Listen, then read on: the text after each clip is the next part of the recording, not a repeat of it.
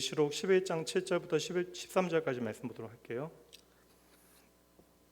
계시록 11장 7절부터 13절까지 말씀입니다. 일곱째 천사가 나팔을 불매 하늘에 큰 음성들이 나서 이르되 세상 나라가 우리 주와 그의 그리스도의 나라가 되어 그가 세세토록 왕노릇 하시리로다 하니 하나님 앞에서 자기 보좌에 앉아있던 24장로가 엎드려 얼굴을 땅에 대고 하나님께 경배하여 이르되 감사하옵나니 옛적에도 계셨고 지금도 계신 주 하나님 곧 전능하신 이여 친히 큰 권능을 잡으시고 왕노릇 하시도다. 이방들이 분노하며 주의 진노가 내려 죽은 자를 심판하시며 종 선지자들과 성도들과 또 작은 자든지 큰 자든지 주의 이름을 경외하는 자들에게 상 주시며 또 땅을 망하게 하는 자들을 멸망시키실 때로소이다 하더라. 이에 하늘에 있는 하나님의 성전이 열리니 성전 안에 하나님의 언약궤가 보이며 또 번개와 음성들과 우레와 지진과 큰 우박이 있더라. 아멘. 오늘은 요한계시록 말씀 33번째 시간 7번째 나팔이라고 하는 제목으로 말씀 전하겠고요. 우리 중재단이나 오늘 오후 예배 처음 들으시는 분들은 사실 흐름 모르셔도 크게 지장 없으니까 오늘 말씀 잘 들으시면 돼요. 19절 말씀이 저에게는 좀 중요한 말씀이라 고민하다가 19절 말씀만 따로 또 다음 주에 한 번 더 전해야겠다라고 생각했고요. 그래서 19절에 하나님의 언약궤를 성전 안에서 보게 되어지는 그 장면, 이것은 오늘 다루지 않고 다음 주에 말씀 함께 나누도록 하겠습니다. 이제는 이제 정말 좀 완연한 봄이잖아요. 교회 앞에 한동안 흐드러지게 아름다운 꽃나무 펴 있었는데 보셨나요? 그 이팝나무 맞아요? 예, 이팝나무 맞죠? 이팝나무가 벚꽃 지고 나니까 이팝나무가 너무 이게 벚꽃보다 더 이쁘다는 생각 저는 해봤는데 교회 이제 그 길가에 이팝나무가 정말 완연하게 피었고요. 그리고 석전초등학교 앞에 지나가 보신 분들 계세요? 이제 이렇게 장미가요. 담장을 넘어서 너무나 이쁘게 피어 있습니다. 메마른 분들. 햇살은 너무나 따뜻하고 사실 이제 낮에는 이제 한 여름에 방불하는 날씨가 벌써 시작되어져서 이제 6월, 7월, 8월 어떻게 버틸까라는 걱정이 되긴 하지만 그럼에도 아침 이제 새벽부터 보면 바람 좀 시원하고 아침 햇살 따뜻하고 참 좋은 날들이다라는 생각이 들어요. 그런데 참 이상하잖아요. 이렇게 이제 힘겨웠던 겨울, 우리 지난 겨울 유난히 추웠는데 이제 그 추위 자체를 우리가 이제 어느새 잊어버렸죠. 인간은 또 잊으니까 살아가게 되어지는 것 같기도 한데 이렇게 아름다운 계절을 맞이하였음에도 불구하고 그만큼 우리의 마음이 평안하지만은 않은 것이 사실인 것 같아요. 봄이 되어지고 생명이 다 살아나는데 여전히 세상은 너무나 시끄럽죠. 저는 근 3년 동안 가장 충격적인 사건 중에 하나가 코로나 때는 이제 팬데믹 자체가 충격이었는데 전쟁의 소식이 끊이지 않는다라는 것이 참 이게 저는 놀라운 일이고 여전히 살기 좋아졌다라고 이야기하는데 경제 문제는 우리의 마음을 염려하게 만듭니다.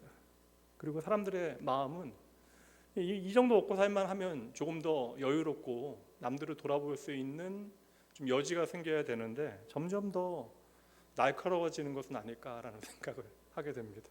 왜냐하면 이게 또 이틀 전에 제가 이렇게 책 보러 나갔다 들어오는 길에 한 남자분이 오시다가 저를 쳐다보고 오시더니 갑자기 어깨로 저를 딱 치고 너무 세게 치고 가셔가지고 정확하게는 제 옆에 있었던 제 동생을 치고 갔는데 참 이게 그런 일들이 뭐가 이렇게 억울하고 화가 나는 일들이 많은지 우리 개인의 삶도 그렇죠. 어떤 분은 건강 때문에, 어떤 분들은 자녀 때문에, 어떤 분들은 그냥 오늘은 괜찮은데 내일에 대한 염려 때문에 마음이 참 무겁습니다.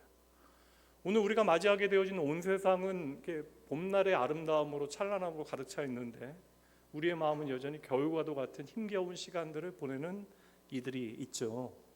또 오늘 요한계시록의 말씀은 단지 2000년 전에 특정한 사람들의 삶의 이야기와 그리고 우리가 이해하지 못할 어떤 예언의 말씀들로 가득 차 있는 것이 아니라 바로 그 시끄러운 한 복판 가운데 살아가는 저와 여러분에게 아주 놀라운 소식 하나를 전하고 있어요. 그게 바로 15절 말씀입니다.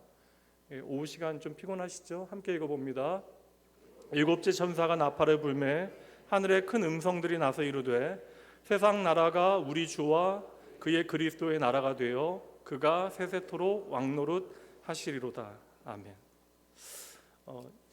제가 이제 금요일 날은 이제 말씀 준비 이렇게 집중하기 위해서 따로 시간을 갖는데 이제 금요 심야기도회 차인재 목사님 설교 이번 주 되게 제가 은혜 많이 받았거든요. 이제 사실 우리가 살아가는 삶의 자리들이 녹록지 않은 것은 사실이에요. 그리고 오늘 본문의 말씀도 사실 오늘 오후 예배 오랜만에 들으시는 분들은 모르시겠지만 지금 어떠한 상황이냐면 하나님의 그 재앙, 심판 두 번째, 첫 번째는 7개의 인의 재앙이 있었고요. 인을 뗄 때마다. 그리고 이제는 나팔 재앙의 마지막 클라이막스를 향하여 가고 있는 그러한 장면인데 이 7번째 인을 떼게 되어질 때 사람들 생각할 때는 이제 세상은 끝났구나라고 그렇게 생각할 그때에 성경은 전혀 다른 예상 밖의 어떠한 장면을 우리에게 보여줍니다. 이 장면은 마지막 재앙의 아주 끔찍한 그러한 하나님의 심판을 우리에게 보여주는 것이 아니라 도리어 하나님의 나라의 승리를 우리에게 선언하고 있는 장면이에요. 말씀드린 대로 세상은 이제 우리가 끝났다, 끝장났다라고 이야기하고 있는데 천사는 하나님의 사자들은 이제 하나님의 나라가 완성되어졌다라고 노래하고 있는 것이죠. 세상은 지금 두려움 가운데 염려하고 통곡하고 있는데 하늘은 전혀 예상치 못한 찬양을 시작합니다. 우리가 지금까지 이제 요한계시록의 말씀을 좀 살피면서 거의 지금 33번째 말씀 살피는 거니까 우리가 이제 하나님께서 당신의 교회들을 향한 마음이 무엇인지 그리고 하나님께서 이 땅에 어린 양 예수 그리스도를 보내신 그 이유 우리가 다 살펴봤고 그리고 피 흘리는 어린 양이 하나님의 사자로 이 땅에 하나님의 승리를 어떻게 가져오시는가에 대해서도 십자가를 통하여 다 풀어서 설명해 드렸습니다. 그리고 구체적으로 우리가 너무나 두려워하는 7인, 7나팔 이런 것들을 통하여 우리가 생각하는 666이라고 하는 표나 그리고 땅에서부터 올라오는 무적으로부터 올라오는 짐승에 대한 말씀도 다 나누어 봤어요. 그러니까 7인과 7나팔을 통해서 환난과 재앙들을 계속해서 우리가 살피고 있는데 거듭 말씀드립니다. 요한계시록은 저와 여러분에게 겁을 줘서 너희들 지금 마지막 때 제대로 살지 못하면 큰일 난다. 그러니까 말 잘 들어라. 이런 말씀을 우리에게 전하고 있는 것이 아니라고요. 도리어 요한계시록의 말씀을 통하여 하나님께서 우리에게 전하시는 메시지는 무엇입니까? 끝까지 두려워하지 마라. 내가 이 땅을 다스린다. 그리고 내 나라는 반드시 완성되어진다. 이 메시지를 우리에게 전하고 있는 거예요. 그러니 요한계시록의 내용은 결국 예수님의 승리에 대한 이야기. 제가 이전부터 요한계시록 말씀을 사실 칼빈이라고 하는 존 칼빈이라고 하는 그 대단한 신학자조차도 요한계시록을 주의하지 않았거든요. 그러니까 저는 당연히 이 요한계시록의 말씀을 깊이 좀 살필 필요에 대해서 느끼지 못하고 그냥 겸손히 이 말씀에 담겨져 있는 그냥 하나님의 일하심을 바라볼 뿐입니다라고만 생각하면서 성도들에게 이전에 설교할 때는 대부분 요한계시록 앞부분하고 거의 마지막 부분만 살폈지 중간에 우리가 해석하기 어려운 상징들에 대한 설교는 아예 한 적이 없습니다. 그러다 어느 날 꼬맹이가 초등학교 애가 요한계시록 말씀을 읽고 있길래 제가 웃으면서 야 무슨 내용인지 네가 알겠냐라고 물어봤더니 왜 모르냐고 너무나 쉽다고 결국 예수님이 다 이긴다라는 얘기 아니냐고 제가 그 얘기에 정말 충격을 너무나 받아가지고 어린 아이들도 믿음의 눈으로 볼 때 이 말씀은 우리를 무섭게 하는 말씀이 아니라 결국 예수님이 다 이긴다라고 하는 승리의 말씀으로 읽고 있는데 이 아이들도 아는 진리를 우리들은 계속해서 읽으면서 계산하려고 하는 것이죠. 그러니 눈에 보이는 재앙들에 대하여 집중하고 두려워합니다. 그러니 이 가운데 서 계신 승리에 되신 왕이신 예수 그리스도를 놓치게 되어지는 것이죠. 그러니까 여러분 요한계시록은 여러분이 들어오는 666 짐승에 대한 이야기 이전에 어린 양 되신 예수 그리스도의 이야기이심을 믿으셔야 돼요. 재앙의 이야기이기 이전에 승리의 이야기이고 심판의 이야기 이전에 하나님 나라의 완성의 이야기가 되어지는 것입니다. 그래서 오늘 본문의 말씀은 그저 두려움의 어떠한 극단적인 장면을 우리에게 펼쳐놓지 아니하고 7번째 나팔이 울려 퍼질 그때에 도리어 요한으로 하여금 하나님의 나라 그 천상에서의 하나님의 성도들의 그 대합창의 그러한 장면을 우리에게 보여주고 있는 거예요. 오늘 마지막 나팔인 7번째 나팔은 끔찍한 재앙이 아니라 이 승리의 선언을 하고 있다는 것이죠. 다시 15절 말씀 보도록 할게요. 7번째 나팔이 이제 불리워졌어요. 그때에 7번째 천사가 나팔을 불매 하늘에 큰 음성들이 나서 이루되 함께 읽습니다. 세상 나라가 우리 주와 그의 그리스도의 나라가 되어 그가 세세토록 왕노릇 하리로다. 그러니까 이게 만왕의 왕의 어떠한 대관식 장면을 우리에게 보여주고 있는 것이고, 그래서 저는 할렐루야 찬양 이 합창곡이 참 잘 어울린다라는 생각을 해봤거든요. 7번째 나팔이 울려 퍼질 때 그 앞에 벌어졌던 그 끔찍한 재앙의 이야기들이 있잖아요. 그러니까 사람들이 예상하게 되어지는 것은 무엇입니까? 이러한 재앙과 심판의 클라이막스에 가게 되어질 것이다. 근데 이 재앙과 재앙의 클라이막스에서 사람들은 두려움에 떨고 죽임당하게 되어질 거라고 생각했는데 갑자기 하늘에서 터져 나오는 찬양의 소리가 있다라는 것이죠. 왜 하나님께서는 이 순간에 하늘로부터 천상의 찬양의 소리를 온 땅에 가득 채우실까? 저는 하나님께서 우리에게 진짜 결론이 무엇인가를 보여주시기 위함이 아닐까라는 생각을 해봐요. 무엇입니까? 하나님께서 결국 승리하신다. 어린 양께서 우리의 진짜 왕이 되신다. 그리고 예수께서는 오늘도 저와 여러분의 삶을, 이 땅을 통치하신다. 그러니 모래성과 같이 언제 무너질지 모르는 이 세상의 것들에 여러분의 마음을 메워두고 두려워하지 말고 불안해하지 말고 이 완성되어지는 하나님의 나라를 오늘도 소망 가운데 바라보라. 하나님께서 우리에게 말씀해 주시는 것이죠. 앞서 우리가 말씀을 나눌 때 7번째 인이 떼어질 그때도 여러분 기억하시죠? 7번째 인이 떼어졌을 때 어떠한 일이 벌어집니까? 이제 우리는 끝장났다라고 말할 그때에, 모두가 두려워 숨어있을 그때에 갑자기 하늘이 잠잠해지잖아요. 그리고 어린 양의 보좌가 등장하는 거예요. 뭐예요 여러분? 제가 이전에 묘사할 때 꼭 오케스트라가 연주를 하기 직전 같다라는 말씀을 드렸습니다. 여러분 연주 전에 지휘자가 나오기 전에 이게 악장이 바이올린을 처음 이렇게 음을 잡으면, 그러니까 뭐 악장 바이올린만은 아니죠. 그 뭐 악기들이 정해져 있긴 한데, 그러면 악기 소리들이 막 뒤섞이게 되어지죠. 그러니까 조율을 하는 것인데, 근데 조율하는 소리는 되게 좀 시끄럽습니다. 혼란스러워 보이죠. 그런데 그것은 혼란이 아니죠. 그러니까 아름다운 연주를 준비하기 위하여, 하모니를 만들기 위하여 그들이 그 앞에 준비하는 시간, 그리고 드디어 모든 준비가 끝나게 되어지면 잠시 이제 정적이 흐르게 되어집니다. 근데 이 정적이 찾아왔을 그즈음 모든 우리가 생각하는 혼란이 끝나고 정적이 찾아올 때에 사람들은 다 알죠. 이제 진짜가 이제 시작되어지는구나. 그리고 그 앞에 서게 되어질 지휘자를 우리는 기다리게 되어집니다. 요한계시록이 우리에게 그 그림을 그려주고 있거든요. 지금 세상이 너무나 혼란스러워 보여요. 그리고 우리가 좀 기대했던 세상과는 뭔가 좀 다른 것들, 그리고 세상 살기 좋아졌다라고 이야기하면서 세상을 살기 좋게 만드는 그것조차도 우리가 두려워하는 일들, 뭐 이런 것들이 우리의 일자리를 뺏지는 않을까, 우리의 미래를 뭐 혼란스럽게 만들진 않을까. 게다가 교회는 약해 보이고 성도는 계속해서 손해를 보는 것처럼 보여요. 앞선 말씀도 그런 이야기가 나오잖아요. 두 선지자의 이야기, 두 증인의 이야기.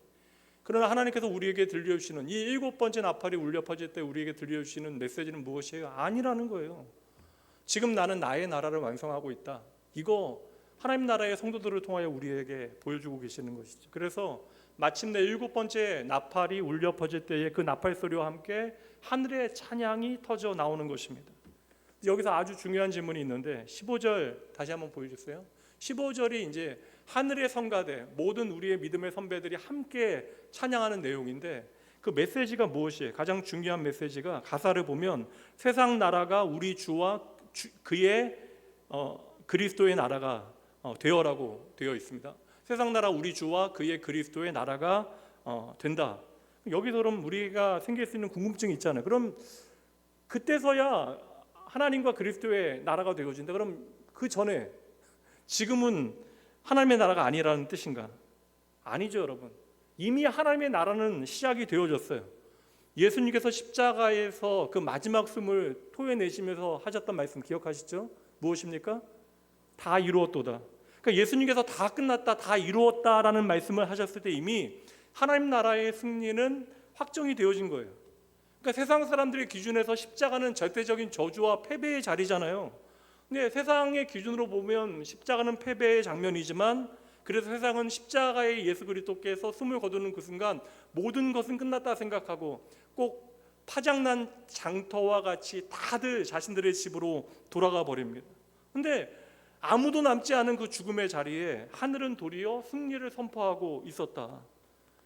그 모습을 오늘 앞에 나오는 두 선지자와 두 증인의 삶을 통하여, 그들의 삶과 죽음을 통하여 우리에게 예수 그리스도의 십자가를 비추어 주고 있는 것이죠. 그래서 요한계시록은 십자가 이후의 세상이 어떠한가에 대해 설명하고 있는 책이에요.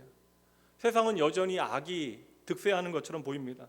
다시 말하면 여러분, 이 세상 예수 믿는 우리들도 조금만 정신 놓치게 되어지면 애굽의 방식대로 살아가야 우리가 이 땅에서 잘 살 수 있다라고 믿도록 만들어요. 왜냐하면 세상이 계속해서 이기는 것처럼 보이고 세상의 방식대로 살아갈 때 우리는 무언가를 더 얻어낼 수 있는 것처럼 생각되어집니다. 그런데 성경은 도리어 우리에게 반대 이야기를 하는 거예요.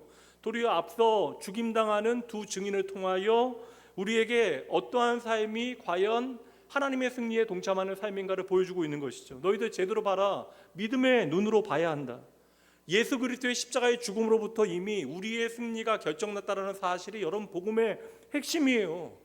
그래서 요한계시록은 최후 승리라고 하는 것을 아예 기본값으로, 디폴트 값으로 잡아놓고 이 모든 말씀을 읽어야 하는 것입니다. 그렇지 않으면 중간중간에 나오는 여러 가지 시련들과 재앙들이 우리에게 불안과 두려움을 가중시키게 되어지는 거예요. 그런데 십자가에서 다 이루었다 말씀하신 예수 그리스도의 그 승리를 전제로 요한계시록의 말씀을 차근히 읽게 되어지면 그 어떤 시련과 재앙조차도 하나님의 나라가 완성되어져 가는 과정으로 우리에게 보여지는 것이죠. 오늘 우리 창원사님 기도도 그 내용 아니었나요? 광야에 대한 기도 내용. 이든이 떡 잘 먹었습니다. 그래서 성도는 결망하지 않는 거예요. 왜요? 오늘 우리가 생각하기에 우리는 꼭 마지막을 맞이하고 있는 것처럼 보여지는데, 이제 우리가 끝장났다라고 여겨지는 그 자리에서 이것은 마지막 실패가 되어지는 것이 아니라 도리어 어린 양의 승리가 되어지기 때문에 그러하다라는 것이죠. 그런 여러분 믿으셔야 돼요. 오늘 이 그림을 통해 여러분들이 확신해야 되는 건 무엇이냐면, 장차 여러분들이 어린 양의 승리를 찬양하는 그 하나님 나라, 그 천상의 합창단에 여러분도 함께 서 있게 되어질 것을 믿으시기 바랍니다. 그때는 여러분 음치라도 상관없습니다. 박치라도 상관없어요. 제가 늘상 말씀드리지만 때로는 물론 조금 더 노래를 잘하고 조금 더 연주를 잘하면 사람들이 듣기는 좋겠죠. 근데 저는 여전히 지금도 좀 떨리는 그 모든 것들이 좋아요. 말씀을 준비하는 말씀 사역자가 마지막 순간까지 말씀을 읽고 묵상하고 전하는 일에 대하여 두려워할 수 있는 거, 찬양하는 사람이 나의 기능과 상관없이 하나님을 찬양하는 일에 대한 거룩한 두려움과 가슴 떨림을 가질 수 있다라고 하는 거. 물론 하나님 나라 가면 여러분 음치와 박치도 다 고쳐지겠죠. 그런데 여러분, 저는 음치와 박치도 함께 찬양할 수 있는 그것이 너무나 좋거든요. 그래서 저는 교회 성가대는 이제 교회가 커지고 그러면 합창 성가대도 다 이제 오디션 하고 그러는데, 이제 저는 그거 자체가 사실 본질에 맞지 않다.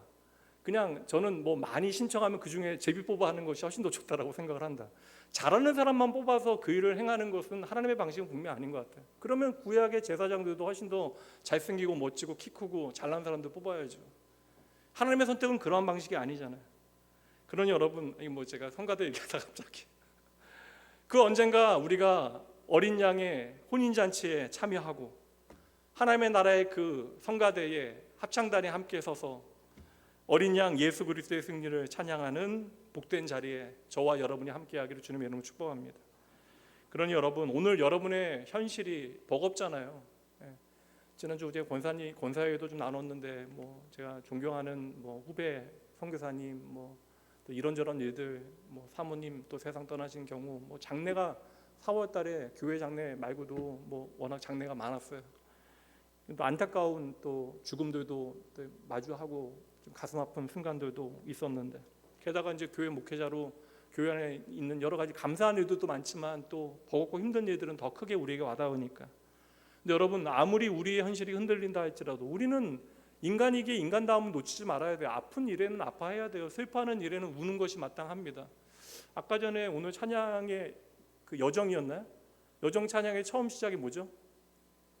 갱년기 얘기였잖아요. 눈에 주름 가고 맞죠? 눈물 많아지고. 근데 저는 그 삶의 여정을 다 담아내는 것이 저는 믿음이고 신앙이라고 생각을 하거든요. 그러니까 우리의 현실이 흔들리게 되어질 때 도리어 우리는 믿음이 무엇인지를 배우게 되어지는 거예요. 그러니 여러분의 현실이 흔들리게 되어지는 그때, 그러니까 내가 꼭 젖은 손과 같이 아무것도 할 수 없다라고 여겨지는 그때 여러분 꼭 기억하셔야 해요. 따라해 보세요. 하나님은 여전히 왕이십니다. 예수님은 이미 승리하셨습니다. 하나님의 나라는 반드시 완성됩니다. 그렇다면 여기서 드는 한 가지 질문, 우리의 마음속에 수많은 질문들이 하나님을 향하여 우리가 드려질 때에 우리는 신앙의 의미를 깨닫게 되어지는데, 그렇다면 하나님께서 왜 이렇게 긴 시간 동안을 교회가 환난의 시간을 지나가게 하시는 것일까? 왜냐하면 예수 그리스도의 십자가를 통하여 마지막 종말의 때에 그 마지막 시침을 움직이기 시작한 것이니까. 왜 교회는 이렇게 지난 2000년 동안 수많은 저는 어려움의 시간을 지나와야 했던 것일까? 저는 이것이 하나님의 오래 참으심이라고 믿거든요. 한 영혼이라도 하나님께로 더 돌아오게 되어지기를 하나님께서는 기다리시는 마음이고, 근데 그럼에도 불구하고 믿음의 사람들이 믿는데도 너무나 힘든 시간을 보내는 현실이 목사인 저에게도 참 힘들고, 기도하는데 우리가 기도하면서도 눈물을 흘리게 되어지잖아요.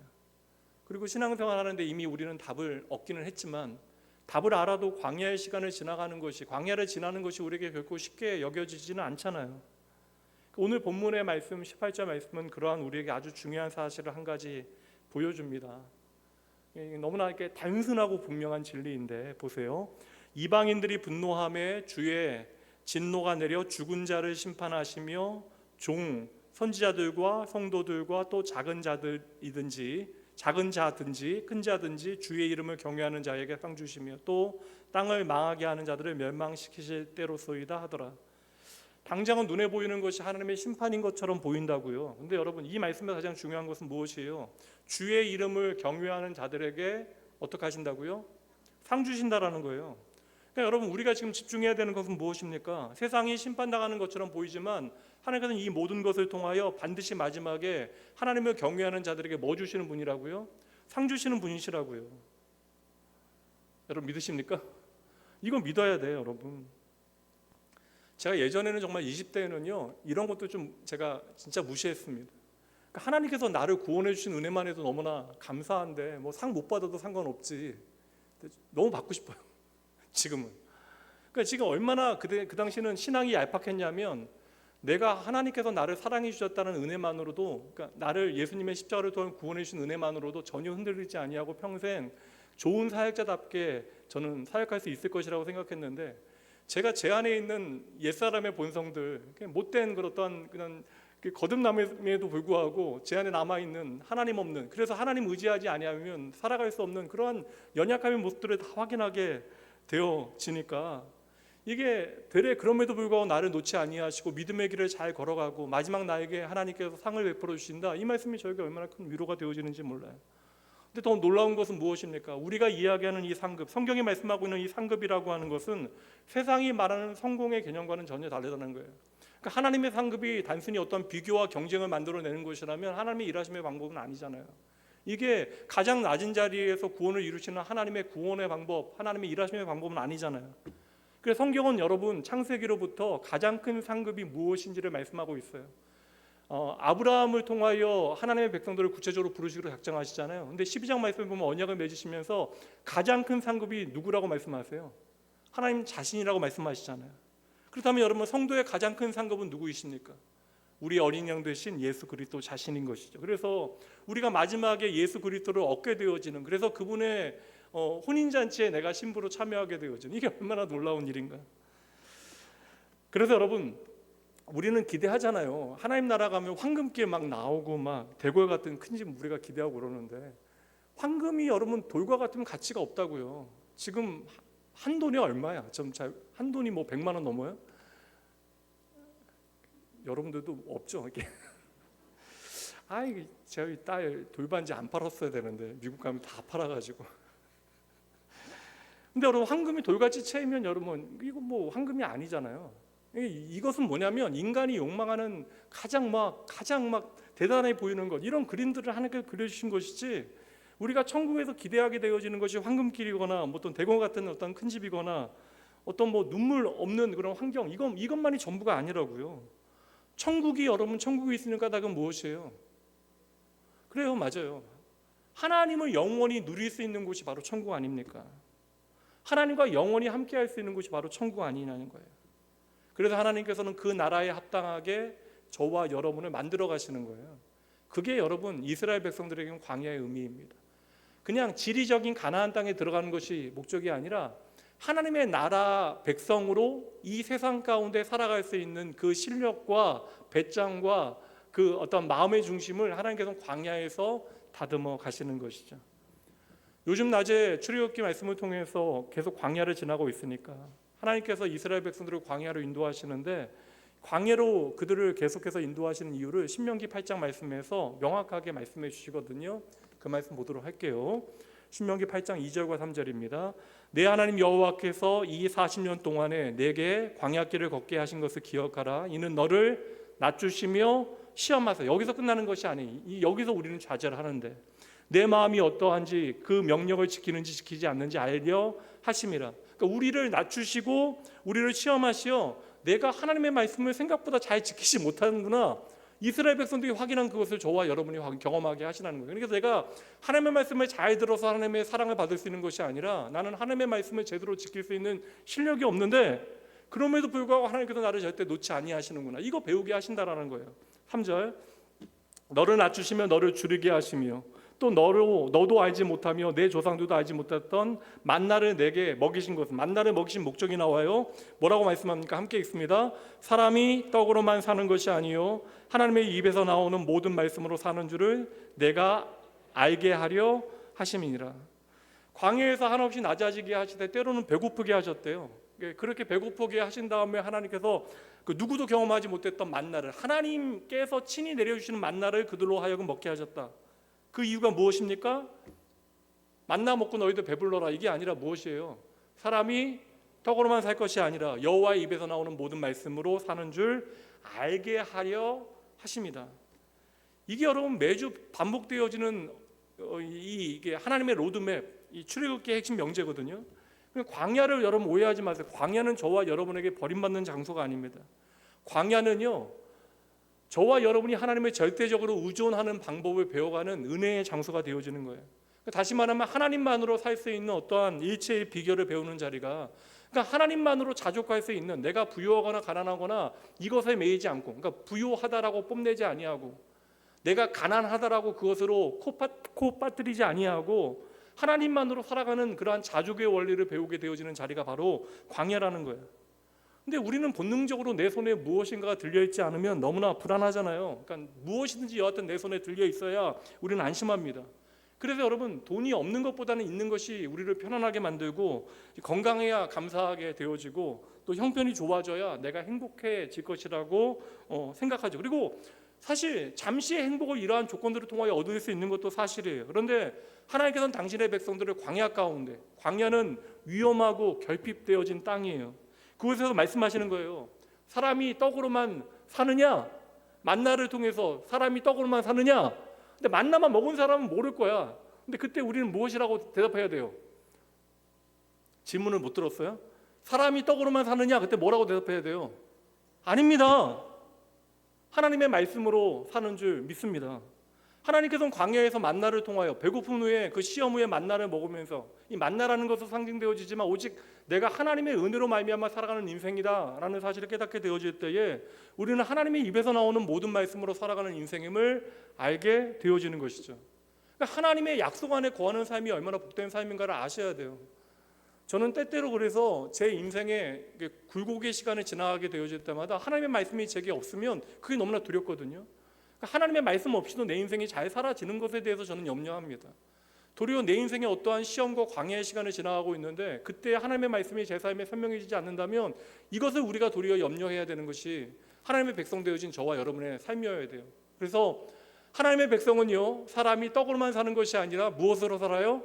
하나님의 입으로부터 나오는 모든 하나님의 말씀으로 말미암아 사는 인생임을 여러분 믿으셔야 돼요. 그래서 여러분, 광야는 힘들죠.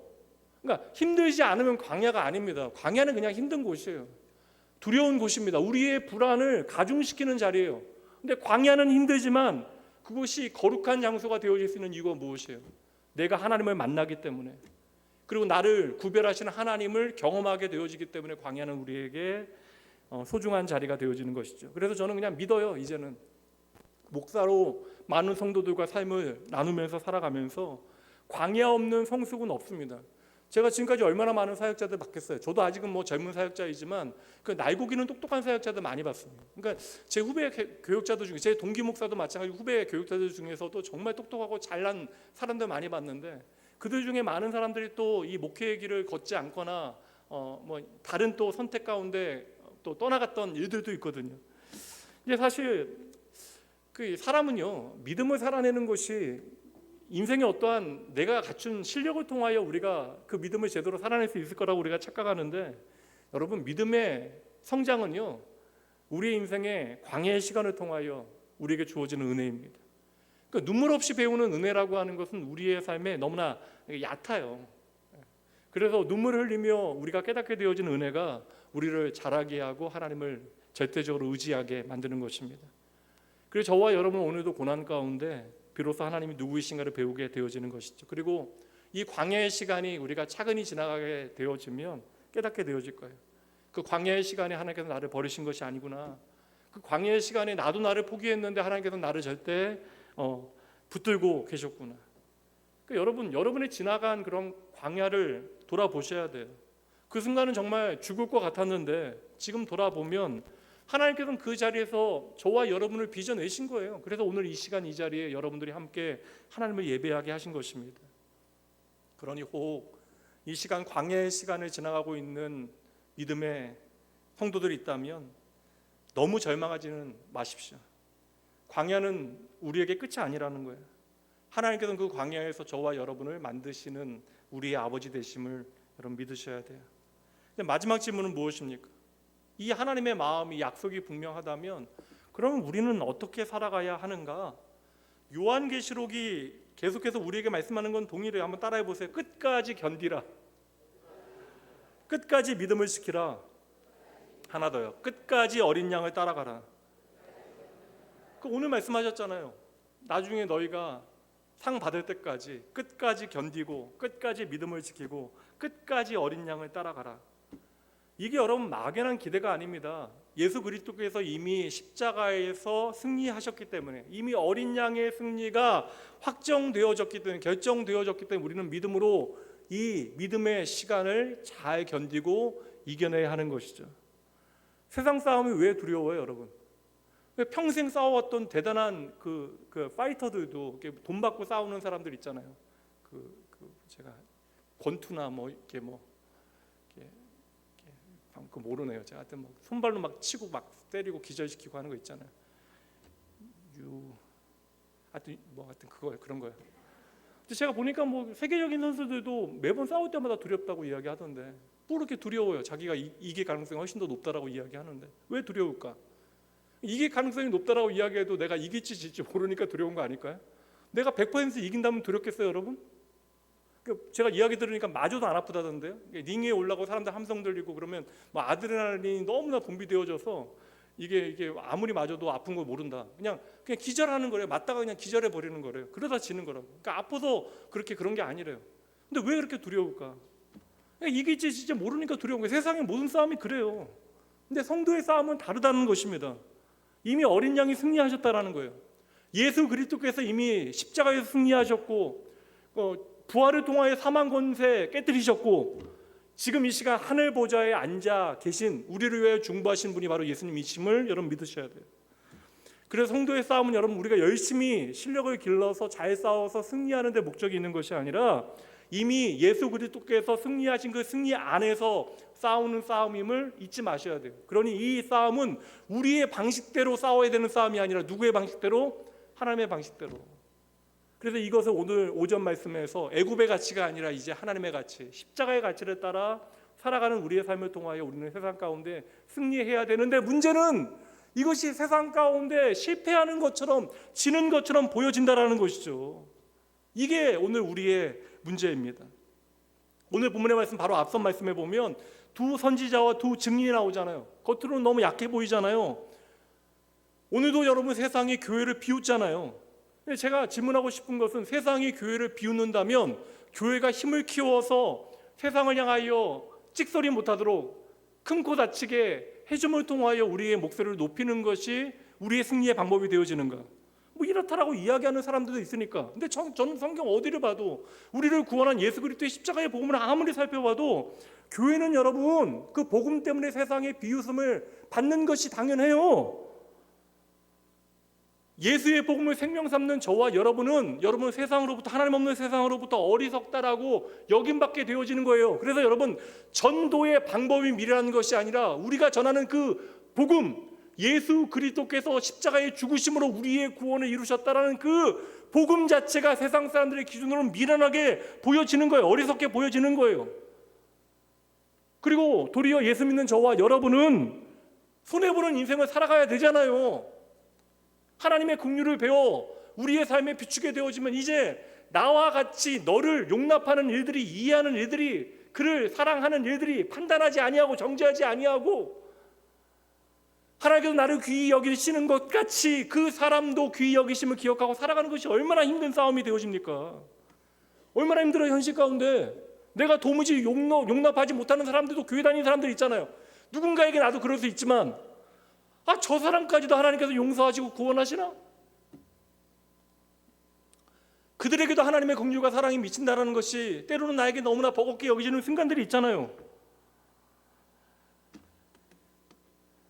근데 여러분, 교회는요 힘을 길러서 세상 사람들의 비웃음과 판단을 받지 않는, 여러분 겉으로 비웃지 않냐면 어떻게 할까요? 속으로 비웃죠. 힘을 키워서 여러분들이 그들을 누른다고 해서 그들이 예수 그리스도의 복음을 받아들인다? 전 절대 아닙니다.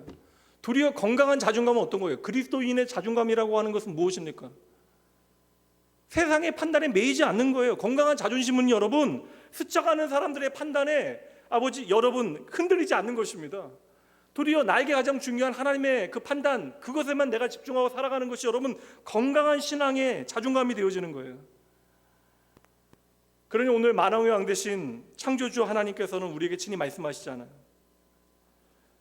너희가 오늘 두 증인과 같은 삶을 살아가고 있다면 너희가 진짜 승리자이다. 세상은 오늘도 잠깐의 성공을 바라보며 살아가지만 성도는 영원한 하나님의 나라를 붙들고 있기 때문에. 그러니 여러분, 어차피 그냥 이게 좀 자주적인 이야기가 아니라 우리는 장차 하나님 앞에 서게 되어질 날을 늘 언제나 기억하며 살아가야 돼요. 그러니 이 세상을 살아가면서 그냥 세상 사람들과 똑같이 바닷가에 모래성 하나 지어놓고 그거 언제 무너질까 염려하고 불안해하는 삶이 아니라 반석 위에 예수 그리스도 위에 집을 짓고 이 땅 가운데 당당히 살아가는 여러분 되셔야 합니다. 세상은 점점 더 우리에게 더 깊은 두려움을 심기 위해서, 불안을 만들기 위해서 애를 쓸 거예요. 이것이 무적행으로부터 올라오는 하나님 없는 시대 정신이 오늘날 우리에게 행하고 있는 일들입니다. 꼭 이제는 전쟁뿐만 아니라 AI가 앞으로 우리의 삶을 망가뜨릴 것처럼 이것 때문에 벌써 유럽은 규제가 시작되어졌고 미국 안에도 이게 사실 자본주의의 가장 선명한 기준을 가진 나라가 이게 주별로 이제는 AI에 대한 특정 규정들을 이제 규제 규정들을 만들고 있으니까요. 뉴욕이나 지금 캘리포니아 같은 데는 만들어지고 있죠. 그러니까 하나님을 거역하는 짐승들이 오늘도 우리에게 하는 일들이 무엇이겠어요? 그러니 더 조금이라도 악착같이 많이 가져야 너 내일을 살아갈 수 있다. 너가 조금 더 성공해야 안전하다. 남보다 높이 올라가야 된다. 이러한 기준을 가지고 세상을 살다 보면 여러분 내 이웃을 내 몸과 같이 사랑한다라는 것은 불가능한 일이에요. 심지어 원수를 사랑한다라고 하는 거 예수의 복음 안에서 우리에게 주어진 은혜인데 우리는 그러한 삶의 근처에도 가보지 못하고 우리 인생을 마감하게 되어질 것입니다. 그러니 여러분 우리가 애굽의 가치를 거부하는 일로부터 시작이 되어져야 하고 애굽의 가치를 끊어내고 하나님의 가치를 살아낼 때 여러분 하나님의 형상이 우리 안에 회복되어지는 거예요. 하나님의 형상이 회복되어져야 여러분 예배하는 삶이 가능합니다. 하나님의 형상은 무엇이에요? 인간을 인간답게 하는 힘 아니겠어요? 그렇잖아요. 하나님께서 우리를 하나님의 형상대로 만드시고 하나님과 교제할 수 있도록 우리를 창조하셨잖아요. 그러니까 우리는 그 인간다움을 회복해야 돼요. 이것이 우리의 인생의 목적이 되어지는 것입니다. 그래서 저는 그리스도인들은 조금 더 넉넉해야 되고 힘들어도 매너 지켜야 된다. 이게 사실 이게 저하고 저 아버님하고 제 아버지하고 이렇게 좀 기질이 달라 보여도 그냥 비슷한 게 다혈질이거든요. 그러니까 저는 끊임없이 평생을 다혈질과 싸우기 위해서 애를 써야 돼요.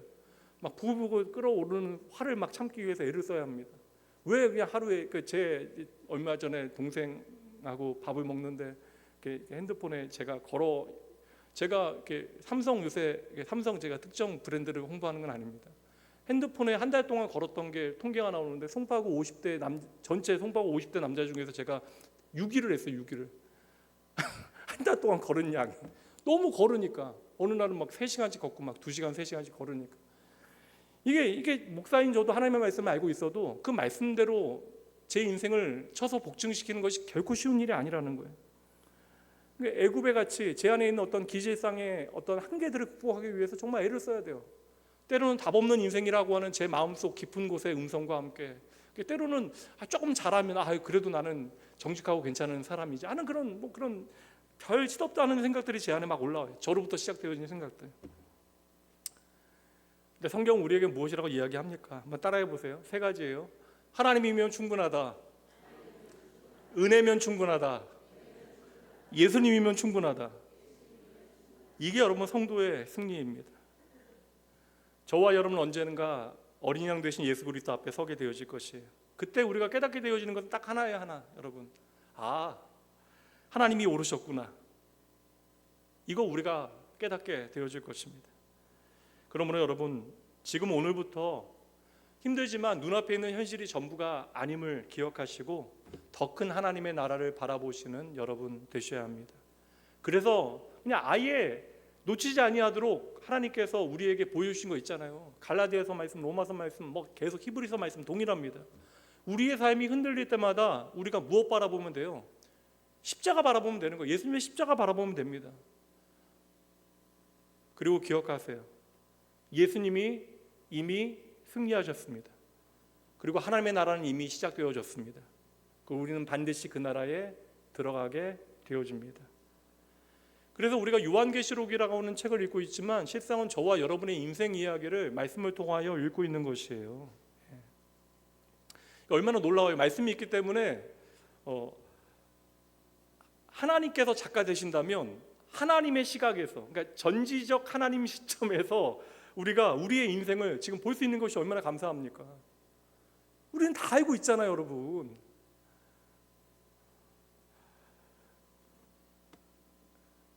저와 여러분 앞으로도 7나팔 사건 같은 그러한 시간들을 지나가게 되어질 거예요.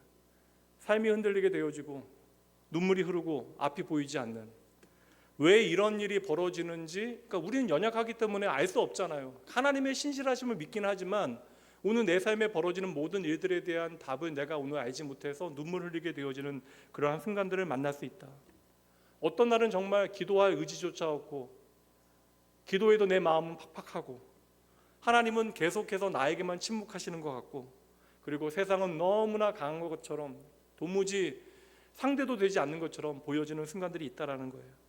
그래서 하나님께서 오늘도 우리에게 말씀하십니다. 끝까지 한번 가보자. 그리고 요한을 통해서 그 마지막 장면을 우리에게 보여주시는 것이죠.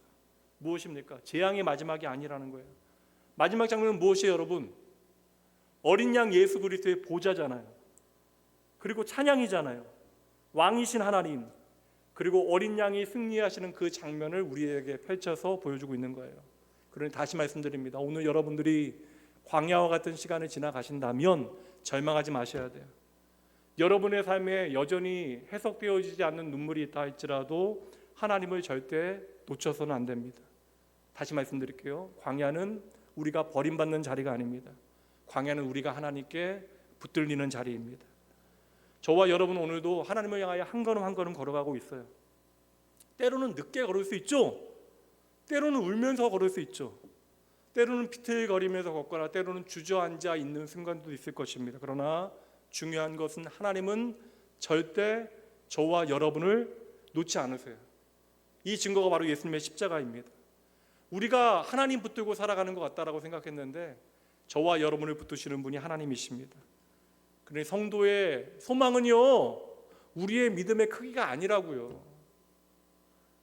우리가 억지로 이 자리를 지킨다 할지라도 우리의 승리는 바로 어린 양의 승리에 있음을 믿으셔야 돼요.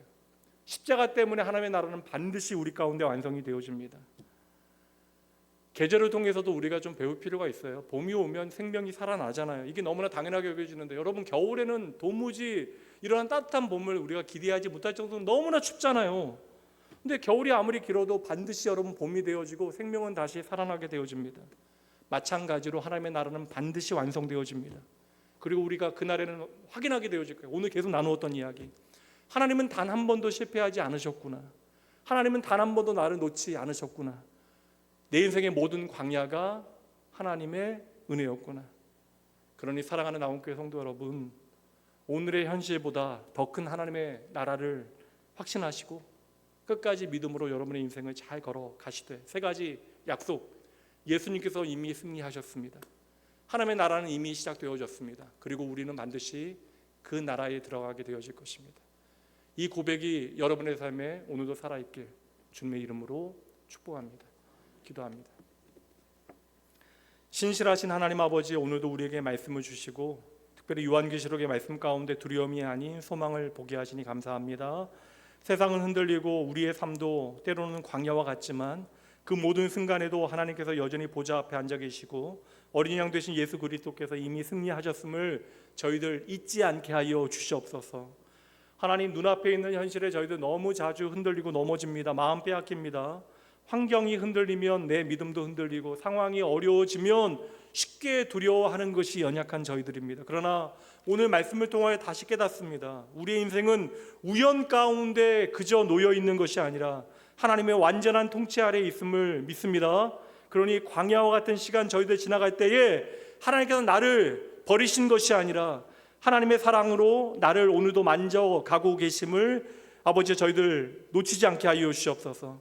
우리 안에 세상의 욕심과 애굽을 향한 두려움이 아니라 하나님의 나라를 향한 소망이 날마다 커져가게 하시고 잠시 지나갈 이 세상의 것들보다 영원한 하나님의 나라를 바라보며 살아가게 하여 주시옵소서. 하나님, 특별히 오늘 눈물 가운데 있는 성도들 기억하여 주시되 아버지, 아픔 가운데 병상 가운데 있는 지체들 아버지여 붙들어 주시고 무너진 마음들과 지친 영혼들 위에 하늘의 위로를 부어 주시옵소서.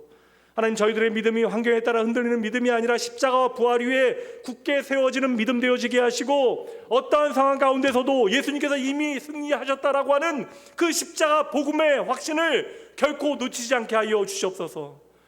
우리의 남은 삶도 주님의 손에 맡겨드립니다. 끝까지 믿음으로 걷게 하시고 끝까지 소망으로 견디게 하시고 끝까지 사랑으로 살아내게 하여 주시옵소서. 다시 살아갈 한 주, 그리고 끝까지 우리를 붙드실 우리의 평생 동행하실 우리 주 예수 그리스도 그 이름으로 축복하며 간절히 기도합니다.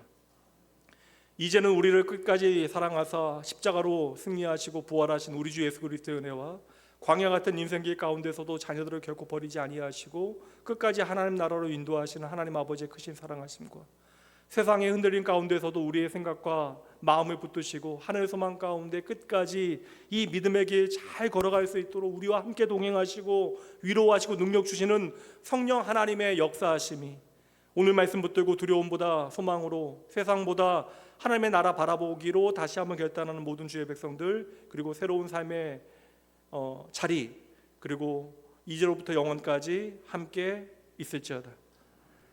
아멘.